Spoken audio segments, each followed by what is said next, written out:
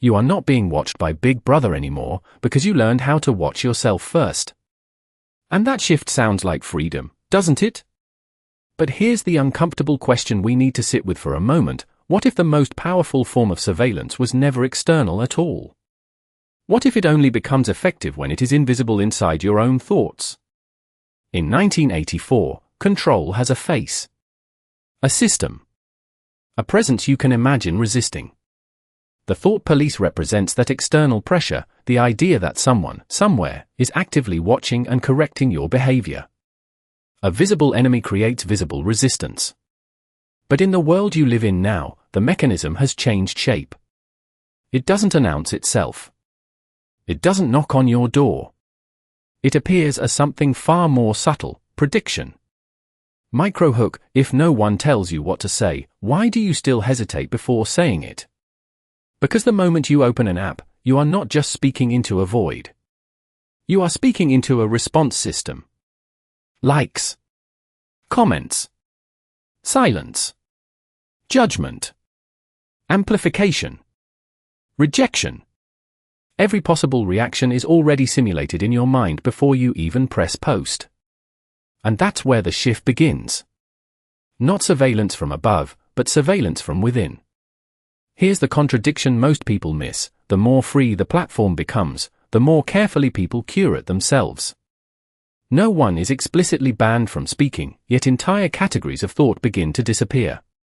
Not by force, but by anticipation. Revelation: this is not censorship in the traditional sense. This is pre-censorship. Self-censorship engineered through social prediction loops. A post doesn't need to be removed to disappear. It only needs to feel socially dangerous enough to never be written. And this is where the memory fragment emerges, a single unseen post that never existed, yet shaped a decision. A sentence deleted before it was ever formed. That invisible absence is more powerful than any visible punishment. Scale shift, now zoom out. This is no longer about individual hesitation. It becomes a system-level behavior. Millions of people adjusting themselves simultaneously, not because they were told to, but because they all learned the same invisible rule: avoid the wrong attention. Consequences follow silently. Expression narrows. Language becomes safer. Opinions become softer. Entire edges of thought get smoothed out, not by law, but by social anticipation. And yet no one is officially in control. So we reach the deeper contradiction: if no authority is enforcing silence, why does silence feel so coordinated? This is where the old idea of control collapses. Because surveillance no longer needs a center. It becomes distributed, every user a watcher, every feed a mirror, every reaction a signal of approval or danger. The question then becomes unsettling: are you being observed, or are you participating in the observation of everyone else, including yourself? And if that is true, then who exactly is the modern thought police: an institution, an algorithm, or a behavior we all inherited without noticing? Greater question: if control no longer needs a controller, then what does resistance even look like in a system where everyone is both the guard and the prisoner? But here's where the illusion becomes even more dangerous, because nothing is actually stopping you from speaking. So why does silence still feel safer than expression? Is it really control, or is it prediction turned into behavior? To understand this, we need to shift perspective again. In the original structure of 1984, power works through visibility. The thought police enforces conformity through fear of detection. The system is external, centralized, and identifiable. You know where the pressure comes from. But in the current environment, the pressure source dissolves. Microhook: what if the most effective authority is the one you can never point to? The context changes when surveillance stops being an act and becomes an atmosphere. You don't feel watched in a direct sense. You feel pre-evaluated. Before your idea even leaves your mind, it already passes through imagined reactions: approval, ridicule, misunderstanding, cancellation.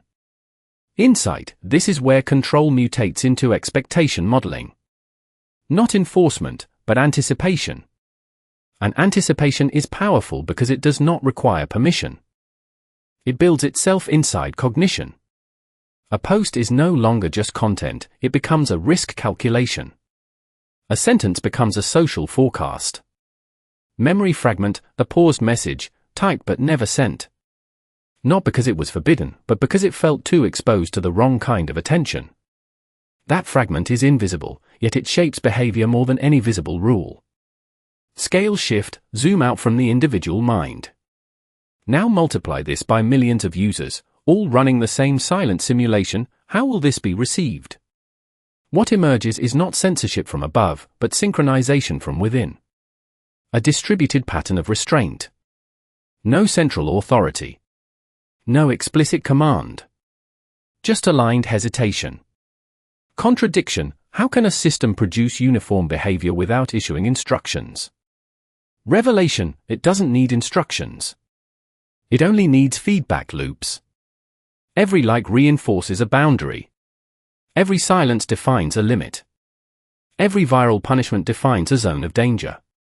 Over time, the system teaches itself what should not be said, without ever formally defining it. Consequence, expression does not disappear, it adapts. It narrows into safer forms, optimized for predictability rather than truth. Language becomes smoother.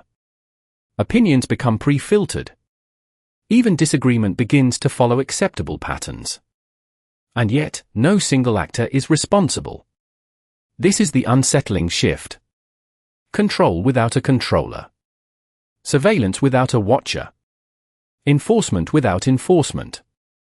So we return to the central tension. If no one is shaping your silence directly, why does your mind already know where the boundaries are? Is it learned behavior? Or is it collective conditioning emerging from millions of micro-reactions interacting at once? And if everyone is both producing the signals and responding to them at the same time, then who is actually inside the system and who is outside it? Greater question, if thought police no longer exist as an institution, but as a distributed psychological reflex shared by everyone online, then what does it mean to say you are thinking freely in a system that predicts your thoughts before you fully form them? The deeper we go into this system, the more unsettling the pattern becomes, because nothing is actually being enforced, yet everything is being avoided. So the question is no longer whether control exists, but how it organizes itself without a center. We have already seen how behavior adjusts in anticipation of reaction. But what happens when anticipation becomes more important than reality itself? Deep context, this is where the structure begins to fracture. In the world of 1984, the thought police function as a final boundary. They correct deviation after it appears. There is still a gap between thought and consequence. But in a distributed social environment, that gap begins to collapse. Microhook, what if the punishment happens before the action ever exists? Contradiction emerges here. People feel more free than ever, yet their behavior converges more tightly than in openly controlled systems. There is no single enforcer, yet conformity becomes self-sustaining. Escalation, this is no longer about speech. It becomes about identity formation itself. Every interaction becomes a signal. Every signal becomes data. Every data point feeds back into expectation modeling. Over time, individuals begin to optimize not for expression, but for survivability within attention systems. Memory fragment, a moment where an idea feels too risky to articulate, not because of rules, but because of imagined future interpretation. The idea dissolves before language can stabilize it. That disappearance leaves no trace, yet it reshapes future thinking. Revelation begins to surface here. Control does not need to block ideas. It only needs to make certain ideas feel structurally unstable before they are fully formed. Scale shift, zoom out again. This is not an individual psychological quirk. It becomes a systemic feature of networked environments. Millions of minds running parallel simulations of social consequence, all converging toward similar safe zones of expression. And here is the contradiction that breaks the traditional model of power. No one is designing the boundaries, yet the boundaries are consistent across cultures, platforms, and time zones. So what is shaping them? Consequence, language itself begins to reorganize. Not through restriction, but through optimization. Phrases become safer. Opinions become more reversible. Emotional intensity flattens into acceptable gradients. Even disagreement starts to resemble performance rather than rupture. Yet there is no visible authority issuing commands. And that absence becomes the most important clue. Because if there is no center, then enforcement must be emergent. And if enforcement is emergent, then resistance cannot target a single point. Greater question, are we still dealing with a system of control at all, or have we entered something more complex, where control is simply what happens when millions of people continuously predict each other at the same time, forming a structure that no one ever agreed to build, but everyone helps maintain? So if no one is explicitly shaping what you can think, and no single system is enforcing what you cannot say, then what exactly is defining the limits of thought itself? Revelation, there is no single source of control because control is no longer an action. It is a condition produced when perception becomes feedback. In other words, the system does not tell you what to think. It simply makes certain thoughts stabilize and others collapse before they can survive attention. And this is where the structure hidden beneath everything begins to surface. What looks like social behavior is actually something deeper, a continuous calibration loop between expression and anticipated reaction. In 1984, meaning is still attacked from the outside by the thought police. Language is controlled through direct interference. Reality is reshaped through visible pressure. But in the environment we are examining, meaning is not attacked. It is pre-filtered by expectation. Memory fragment, the sentence that feels complete in the mind, but collapses before it reaches speech. Not because it is forbidden, but because it already feels socially misaligned before it becomes real. Insight, this collapse is not censorship. It is predictive dissolution. Ideas do not disappear after being expressed. They dissolve during formation, before they ever become language. And that changes everything. Because it means the true unit of control is not speech, behavior, or even belief. It is the moment just before articulation, where thought becomes socially aware of itself. Scale shift, zoom out. Now imagine this process happening across millions of individuals simultaneously. Every person running invisible simulations of reaction.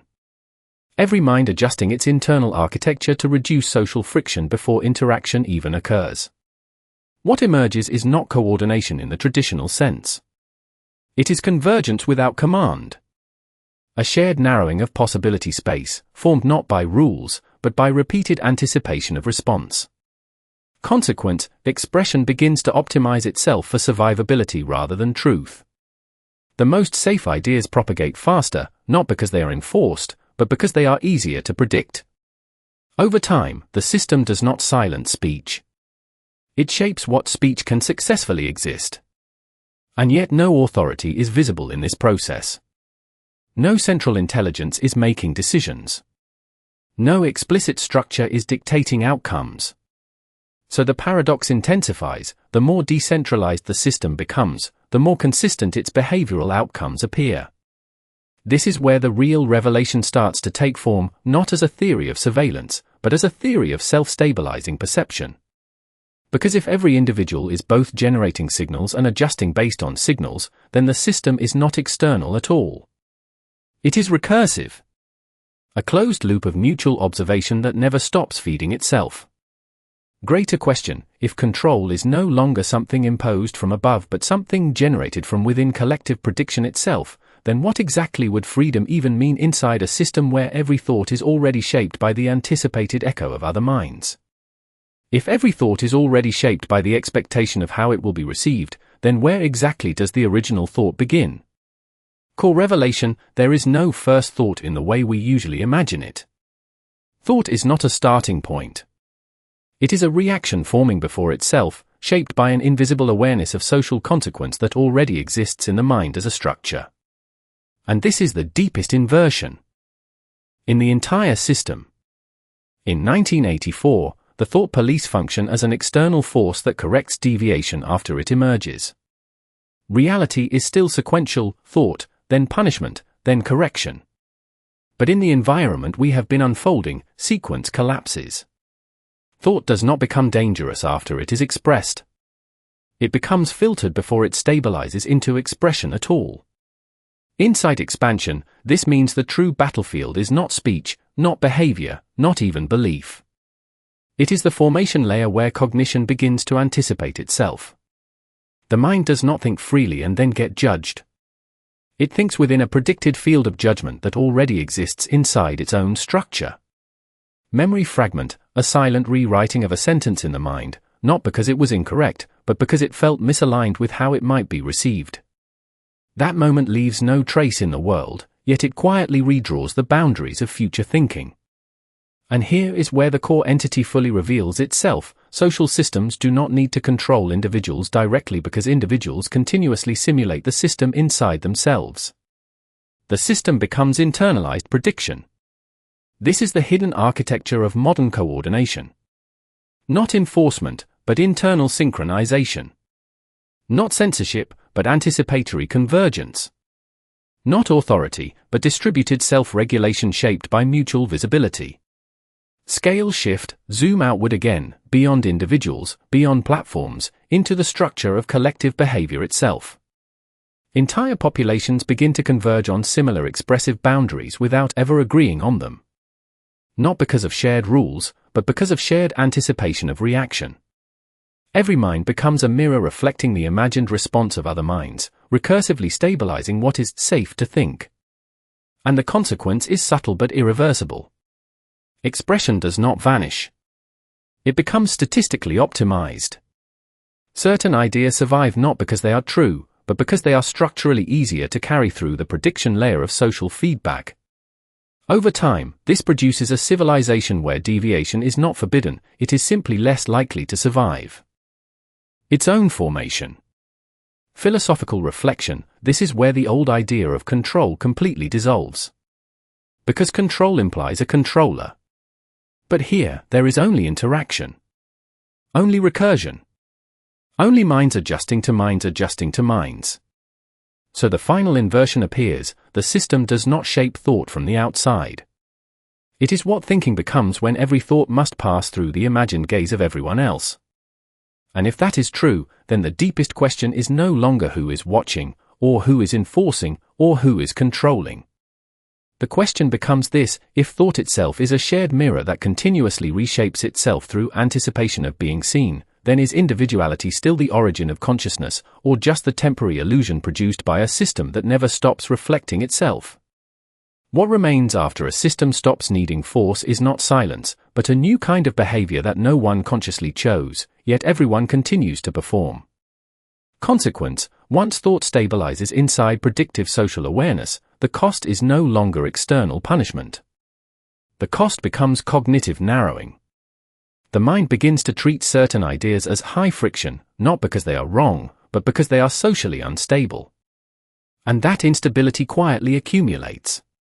In 1984, the world is still structured around visible enforcement, where the thought police represent a direct mechanism of correction. Even fear, in that system, has a clear source. But in the architecture we have uncovered, fear is replaced by anticipation, and anticipation becomes habit. Memory fragment, a sentence that never gets posted, not because of fear of authority, but because of an unspoken certainty that it would collapse socially before it is understood. That silence does not feel imposed. It feels self-generated, yet strangely consistent across millions of minds. Expansion, this is where the system begins to leave traces not in what people say, but in what entire societies gradually stop attempting to say. Language does not break. It smooths. Ideas do not disappear.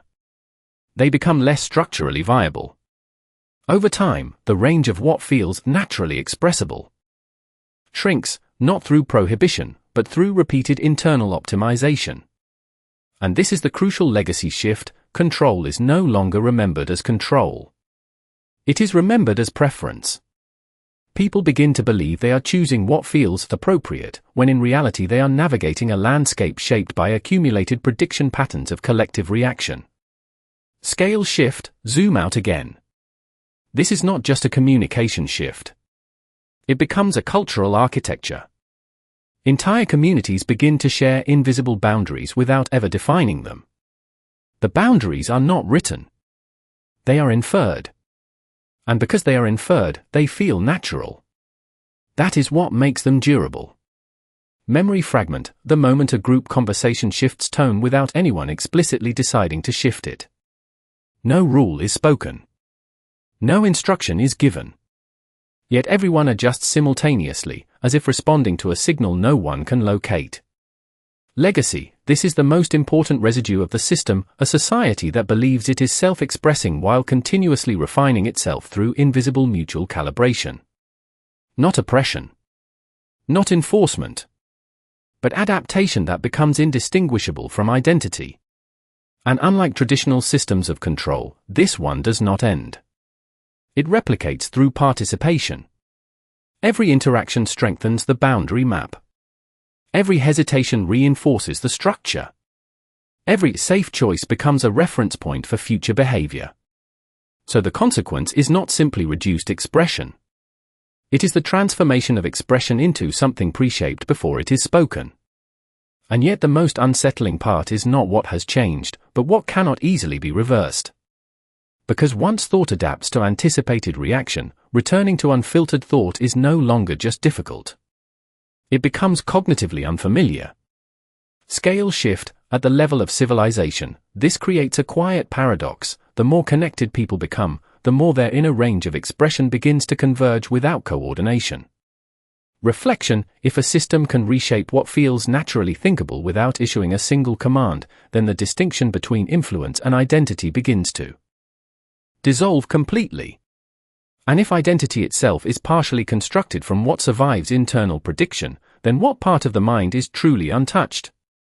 Greater question, when a society no longer recognizes the boundaries shaping its thought because those boundaries are produced by its own continuous reflection, what would it even mean to call anything within it independent thinking? In the end, nothing in this system ever truly starts or ends in the way we expect. It only continues, quietly, inside the way we now think.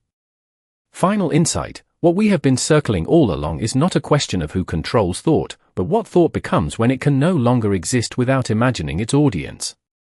The moment awareness includes anticipated reaction, it stops being purely private.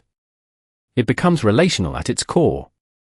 And that is the invisible transformation. Memory fragment, a thought that feels incomplete until it is mentally tested against an imagined crowd, as if silence itself has become a form of participation. This is where the deeper meaning of 1984 reappears, not as prediction, but as contrast.